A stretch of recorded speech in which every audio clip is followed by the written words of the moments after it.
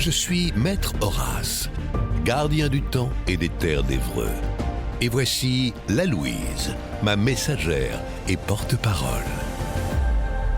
Découvrez l'inattendu, écoutez l'invisible. Entre les plateaux de Normandie et les confins de l'Île-de-France s'étire la vallée de l'Eure. Maître Horace nous entraîne dans ce défilé longtemps marqué du sceau royal. Pendant la Renaissance, les rois de France, des Valois aux Bourbons, leurs proches, leurs favorites, leurs architectes, leurs musiciens, ont laissé dans le paysage une empreinte profonde. Le lys dans la vallée animait ce long jardin d'eau et de forêt. D'Évreux, ancienne cité des évêques comtes, jusqu'aux portes de Paris, elle fut un passage obligé. On y chevauchait, on y chassait, on y bâtissait, on y festoyait, on y priait. Forêt domaniale, abbaye remarquable, chapelet de domaines seigneuriaux, tout dans ces méandres de rivières, raconte un pays où la puissance et la spiritualité ont longtemps marché de concert.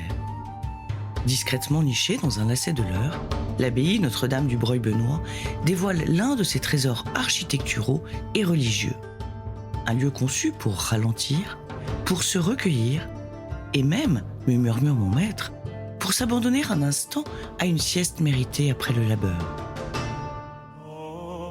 C'est à Marcilly-sur-Eure que se dresse ce miracle de pierre, rescapé du temps, vaisseau majestueux, chef-d'œuvre de l'art gothique, inauguré en 1224 par Richard, évêque d'Évreux, et Gauthier, évêque de Chartres. Nous sommes en 1137.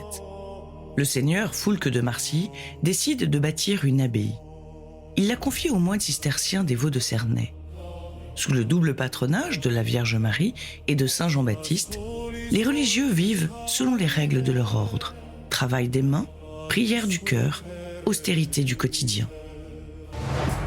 10 ans plus tard, son fils Guillaume embarque pour la seconde croisade, dirigée par Louis VII, époux d'Aliénor d'Aquitaine. L'expédition se solde par un échec. Le croisé est fait prisonnier par les Sarrasins.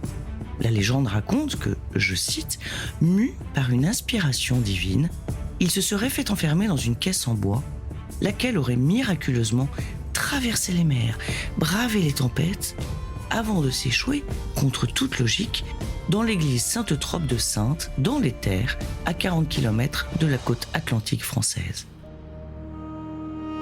Guillaume retrouva enfin ses terres de Marcilly, dans la douce vallée de l'Eure, et fut fidèle à son vœu de faire bâtir une église au Breuil s'il survivait à la traversée.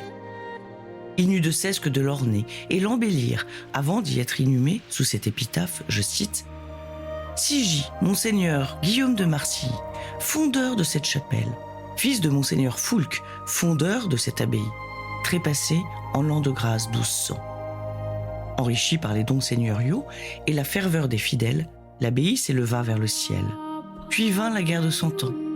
Avec elle s'achève le temps des serments et des bâtisseurs. Commence celui des épreuves. Les Anglais pillèrent, incendièrent, massacrèrent. Le Breuil-Benoît devint un cri de vide et de cendre. Mais ici, dans la vallée de l'Eure, une vieille loi prend tout son sens. Si le grain ne meurt. Si le grain ne meurt, il porte donc du fruit. La nef fut relevée, le chœur reconstruit. Depuis, les murs murmurent encore la chute et la renaissance prodigieuse de l'unique abbaye cistercienne normande restée debout. Te voici, ma fidèle cloche.